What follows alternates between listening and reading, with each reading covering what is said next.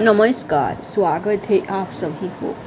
आज की विषय है हनुमान जी की व्रत कथा। ये कथा बहुत ही सुंदर है, आप लोग को एक बार जरूर पढ़ना और सुनना चाहिए।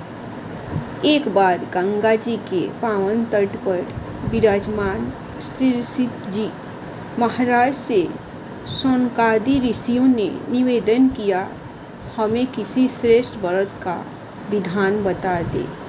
श्री सूत जी महाराज बोले कि ऋषिगण आपने बहुत सुंदर प्रश्न किया है। एक बार महर्षि वेदव्यास जी ने प्रथापुत्र युधिष्ठिर को गुप्त संपत्तियों के निधि स्वरूप तथा नष्ट राज्य की प्राप्ति करने वाला श्री हनुमान जी का व्रत कहा था। उन्होंने बताया कि यह व्रत भगवान श्री कृष्ण ने द्रौपदी के लिए कहा था। द्रौपदी ने हनुमान व्रत का आरंभ किया और उनका डोरा गले में बांध लिया। किसी समय अर्जुन ने उस डोरे को बांधा देखा तो बोले, यह व्यर्थ का डोरा क्यों बांधा है? द्रौपदी ने मधुर शब्दों में कहा, भगवान श्री कृष्ण के निर्देशानुसार मैं हनुमान व्रत करती हुआ, यह डोरा उसी का है। यह सुनकर अर्जुन क्रुद्ध हो गए और बोले, अरे वह बंदर तो हमारे रथ की ध्वजा पर निरंतर लटका रहता है, वह तुम्हें क्या दे सकता है? श्री कृष्ण भी तो कपटी है, उन्होंने हंसी में ऐसा कह दिया होगा। अब तुम इस डोरे को उतार कर फेंक दो। द्रौपदी को अर्जुन की आज्ञा माननी पड़ी। उसने उस डोरे को गले से खोलकर उधन में सुरक्षित रख दिया। हे युधिष्ठिर, हनुमान जी के डोरे का परित्याग ही तुम्हारी वर्तमान विपत्ति का कारण है। उसी के फलस्वरूप तुम्हारा प्राप्त ऐश्वर्य सहसा नष्ट हो गया। उस डोरे में 13 ग्रंथियां है, इसलिए तुम्हें 13 वर्ष का वनवास भोगना पड़ा। यदि उस डोरे का परित्याग न किया तो यह 13 वर्ष सुखपूर्वक ही व्यतीत होते। जब व्यास जी यह चर्चा कर रहे थे तब द्रौपदी भी वहां मौजूद थी। उसने स्वीकार किया कि भगवान श्री वेद व्यास का कथन सत्य है। व्यास जी पुनः बोले, हे युधिष्ठिर, यदि तुम इस व्रत कथा को सुनना चाहते हो तो ध्यानपूर्वक सुनो। जब श्री सीता जी की खोज करते हुए भगवान रामचंद्र जी अपने अनुज सहित ऋषिमुख पर्वत पर पधारे तब उन्होंने सुग्रीव के साथ हनुमान जी को भी देखा और तब हनुमान जी ने उनके साथ मित्रता स्थापित की और बोले, हे महाबाहो श्री रामचंद्र जी, मैं आपका कार्य करने को आतुर हूँ, आपका भक्त हुआ। पहले इंद्र ने मेरी हनु पर वज्र से प्रहार किया था, इसीलिए पृथ्वी पर मैं हनुमान नाम से विख्यात हुआ।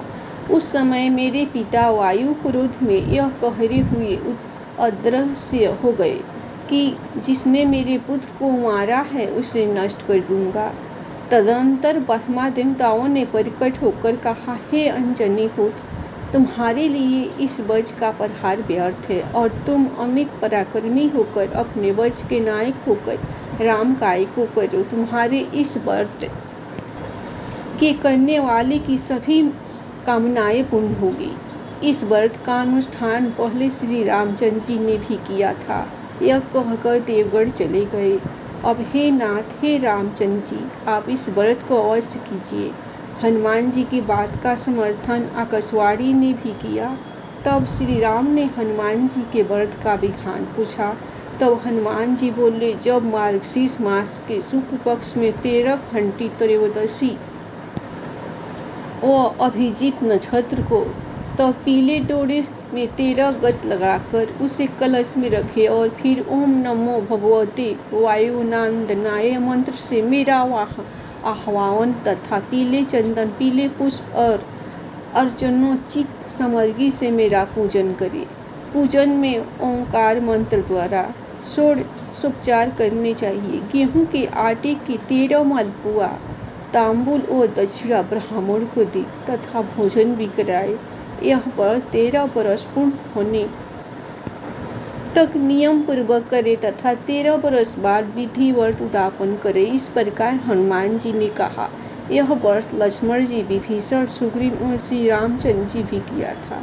इस व्रत का साधन करने वाले सार्थक की श्री हनुमान जी सहायता करते हैं। हे युधिष्ठिर, इस मार्गशीर्ष मास में तुम भी इस व्रत को करो तो तुम्हें राज की पुनः प्राप्ति हो सकती है। व्यास जी द्वारा व्रत की ऐसी महिमा सुनकर समुद्र तट पर रात्रि व्यतीत करने के पश्चात दूसरे दिन युधिष्ठिर ने व्यास जी की समाखानी द्रौपदी के साथ यह व्रत व्यासमिया खाता हवि से होम तथा ओम नमो भगवते वायुनंदनाय से श्री हनुमान जी का आह्वान पूजन किया।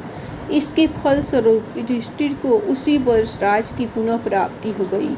इसीलिए हे ऋषिगण, आप भी इस व्रत को करने से सफल मनोरथ को प्राप्त कर सकते हैं। तब उन ऋषियों ने भी इस श्री हनुमान व्रत को किया।